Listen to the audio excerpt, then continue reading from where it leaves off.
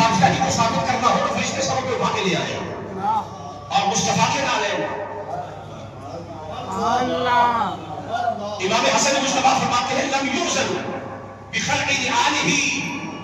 کہ حضرت موسیٰ علیہ السلام جب وادی مقدس میں آئے تو فرمایا فخلع نعلیک اے موسیٰ اپنے نالین کو تخلع نال کر دے اتار دے انک بالوادی المقدس طویٰ آپ ایک مقدس وادی کے اندر ہے لیکن امام حسن فرماتے ہیں مقام مصطفیٰ یہ ہے کہ جب حضور تشریف لے گئے تو ہم نے فرمایا حبیب نالین نہیں اتار دے تاکہ تیرے نال کے توسط سے تیرے نال کے مس سے ہمارے عرش کو بھی دیا مقام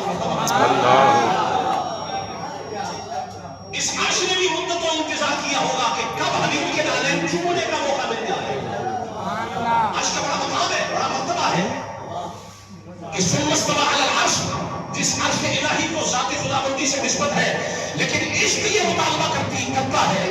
کہ محب کو جس محبوب سے پیار ہے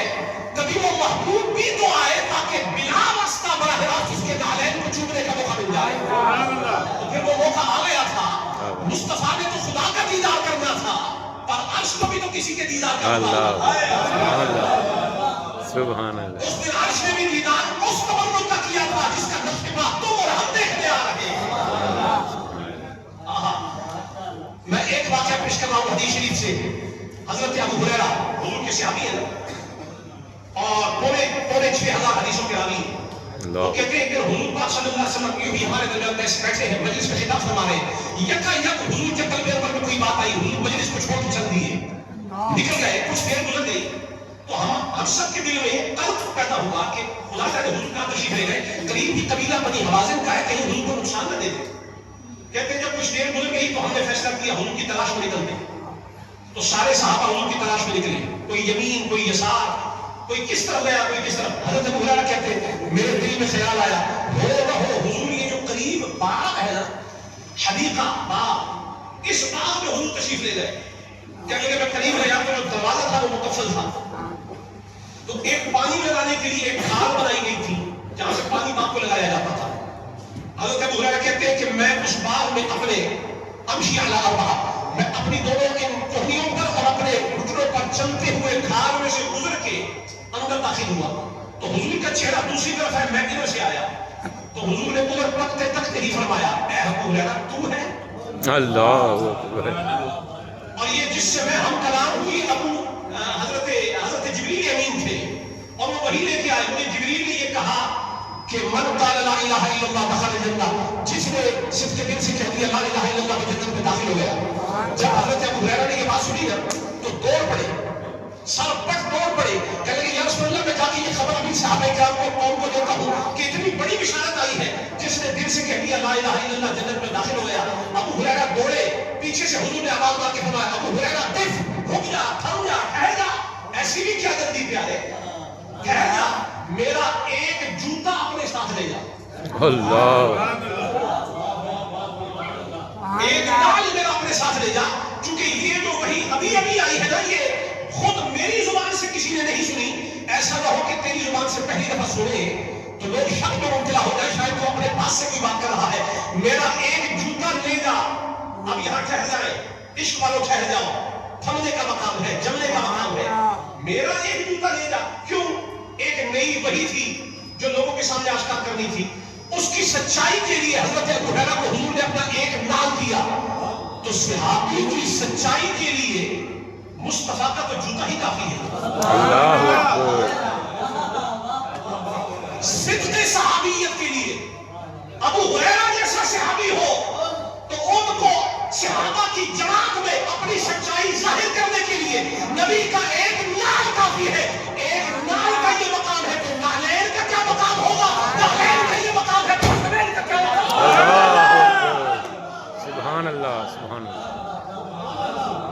نالین کا یہ مقام ہے تو حسنین کا کیا مقام ہوگا آخری بات میں اپنے اس پیر کے نام پہ ختم کرتا ہوں جسے دنیا علی کہتی ہے راوی حضرت ابو سعید خدری ہے